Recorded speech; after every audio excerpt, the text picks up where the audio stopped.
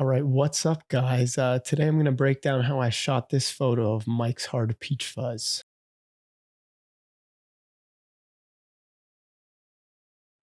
So, ideally, when you're shooting a product photo, even if you know you're going to be changing the background, which was my plan in this case, it is good to shoot with the colors you're going to be using as your background and what the product is sitting on. In this case, I had no orange backdrop or Bristol board. I could have ran and got one. I didn't. Instead, I just used a white foam board that gave me a reflection, slight reflection, because I planned on using that later, just with a neutral gray backdrop, which is not the end of the world, especially because this is a can. If it was glass, it would have been a bit more work. So next, I took a nice softbox and used that light coming from the top right side as my key light,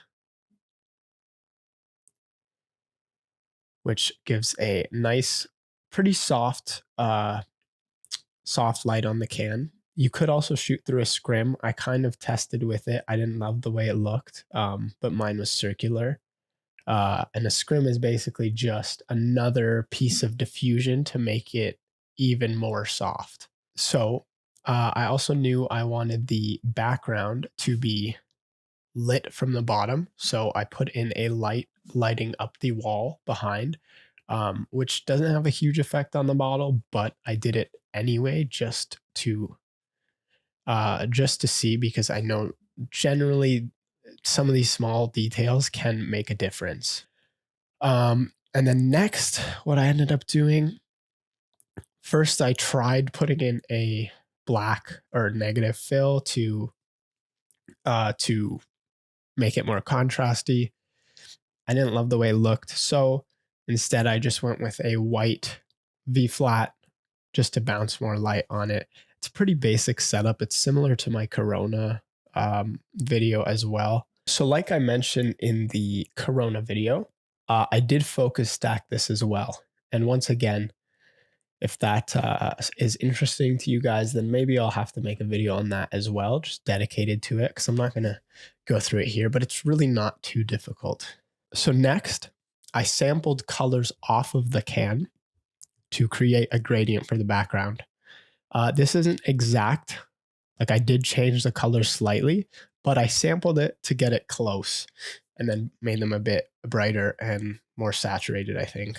So next, I duplicated the can, and then I used the layer mask to select the reflection only. And here, I just kind of played around with the blending modes to get something I liked, which I ended up settling on darken, if I remember correctly. What I also did was you can see a little bit of blue along the edge of the can, which was most likely because I shot on a gray background and not orange. And I got some like color cast there. So what I did was I did end up just bringing my mask in a little bit, contracting it. And I also made a layer just set to the color blending mode.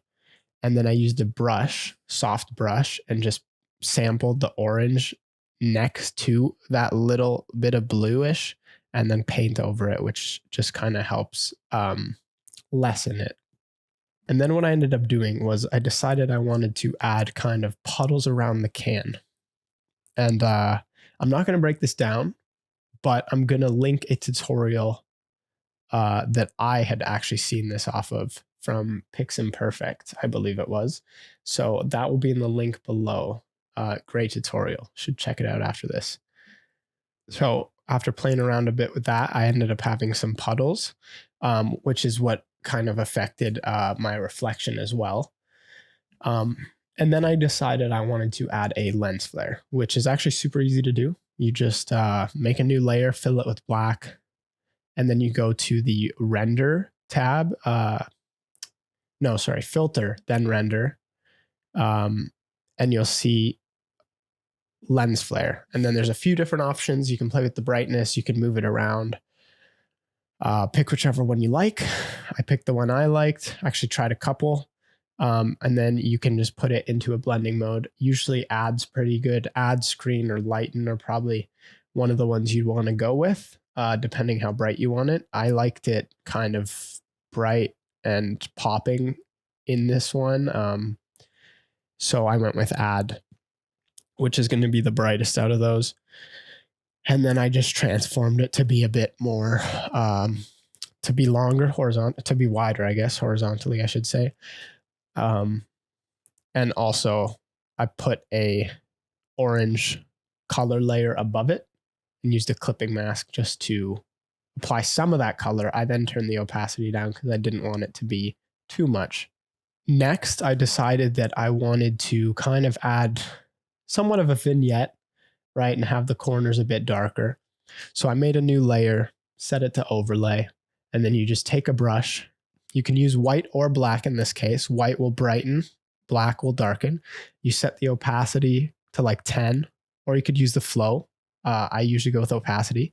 And then you paint where you want it to be darker or brighter. Super easy, and also use a soft brush for that. Next, I went ahead and added a shadow. You could do these a few different ways. The way I did it here was I just actually used a selection of the can to create the bottom of the shadow, and then kind of got rid of what I didn't need. And this is kind of the shadow that's cast right off of the can, right underneath it. So this one's going to be darker.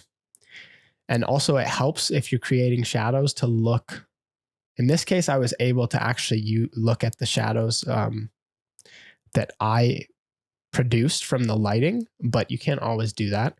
But just looking at shadows in general can help when you're creating them in Photoshop. So first I did that kind of darker shadow that's just under the can. And then I went ahead and turned off my layer mask just to look at the shadow that was being cast from the light.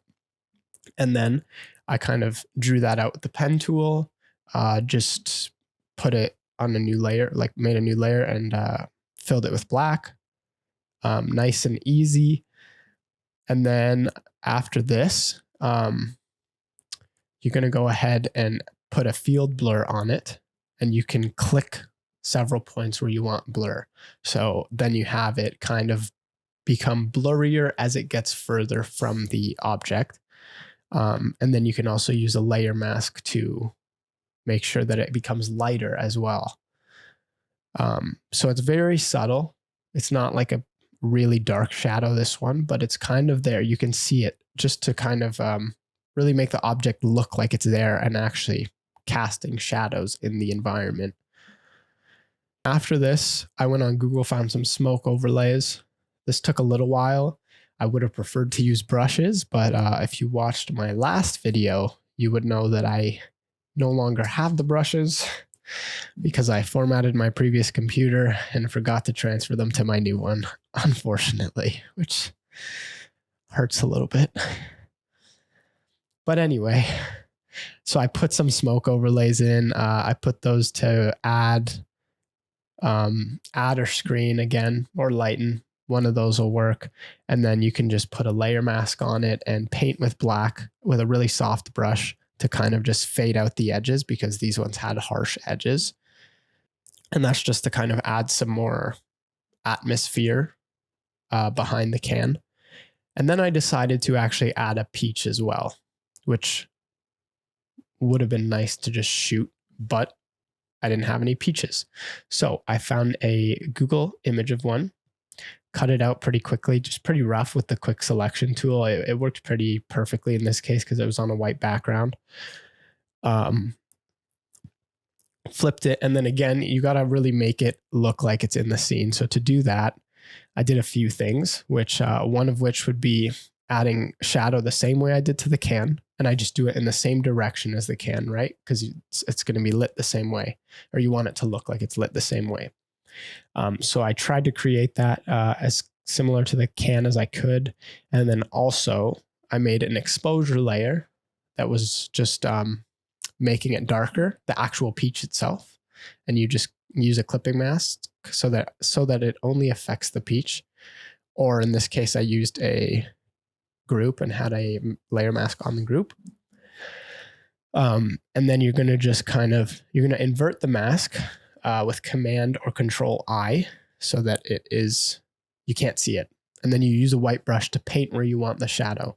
And again, you're just going based off where the light's coming from. So in this case, the light was coming from the top right. So I painted just along the bottom of the peach just to kind of create some shadow. And if you're really good with art in this case, that's when you can, you could essentially like create any sort of lighting. If you have a photo that's fairly flat and it doesn't have a lot of shadows in it, then you yourself could create the shadows and really make it look like it's lit a certain way. I am not the greatest at doing that in Photoshop, and that's why I try my best to do as much of it as I can in camera, which makes my life a lot easier when editing.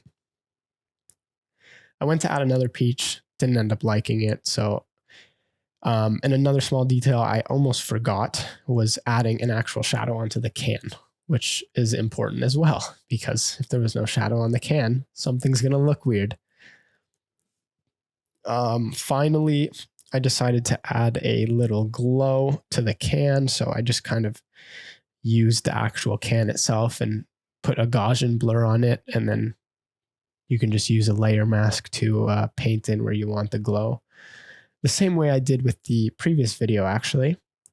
And I also decided to add more of a highlight on the left side of the can because I have that flare coming from the left side. So I just kind of used the pen tool to select where I wanted to apply the highlight. And I used like a whitish orange color, like a bright orange. And then I just blurred that so that it didn't look so harsh. And that looked pretty good, I thought. And then finally, now that I was pretty much done everything, what I went and did was I made a copy of most of the background and merged it so that that would show up in the reflection. And then I applied that to the reflection because initially I didn't do that because I was not done the rest of the photo yet. And after this, I just go ahead and make a merged copy with Control-Alt-Shift-E or Command-Option-Shift-E. And then I sharpen it a little bit with the unsharp mask, and I take it into Camera Raw filter, where I then just kind of play around with the colors a little. Nothing crazy usually, sometimes boost a little contrast. I think I added a bit of clarity and then just went ahead and played with the colors a little bit. Nothing crazy, like I said, just the calibration section is mostly what I used here just to affect the colors slightly. And that leaves us with our finished product. So thank you guys for watching. If you enjoyed, be sure to like and subscribe and tune in next time.